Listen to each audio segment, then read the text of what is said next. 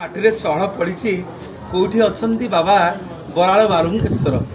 से दिन मर्यादा पुरुषोत्तम रामचंद्र तृतीया जुगे आसी कौटी पूजा करेंगे अकर्म कर्मदायक शंकर भगवान को ये गोटे बालीर लिंग करी स्वयं अकर्म कर्मदायक शंकर को आज्ञा आह्वान कले ठाकुर ये आसिक विराजमान कले कहले प्रभु मुझे पुरुषोत्तम क्षेत्र में रही ये पवित्र क्षेत्र रही आपणकर समस्त भक्त मानकर मनस्कामना पूर्ण करी। हाँ आज्ञा केतबेले आसतु आपण मैंने भुवनेश्वर पुरी कला बेले पटनायिका छकरू बाँ पटक 2 किलोमीटर 2.5 किलोमीटर आसवे लेखाई गोटे विराट बड़ गेट्रे बाबा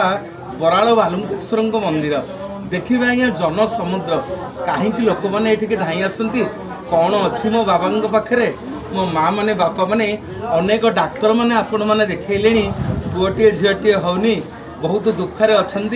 बाबा बराल बालुंकेश्वर पाखे गुआ नड़िया बसई ये 21 दिन पर्यटन मानसिक करी 108 गरा जल प्रभु को किसी गरा जल नना लगे करेंगे और आपण मान किसी गरा जल गाधे देवे आपण आसिले पंडित मान सागर ये नना मान सहित कथा हे सीधा सड़क आसवे मंदिर में पंडित मैंने अच्छा नना मैंने अच्छा कथा हे कहीं आज्ञा खाली हाथ में ये फेरी ना से समग्र जगत बर्तमान बराल बालुंकेश्वर ना जयगान करुच्ची निवेदन करी मु आज आसी मोर सपरिवार सहित बाबा को दर्शन करने बाबा अपार कृपा अपार करुणा मत आज आसती निवेदन करी आपण मैंने आसतु बाबा बराल बालुंकेश्वर को दर्शन करूँ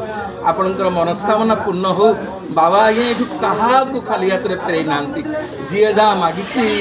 अकर्म कर्मदायक शंकर भगवान आज्ञा समस्त थाल पूर्ण कर समस्ते कहवा जय बाबा बराल बालुंकेश्वर की।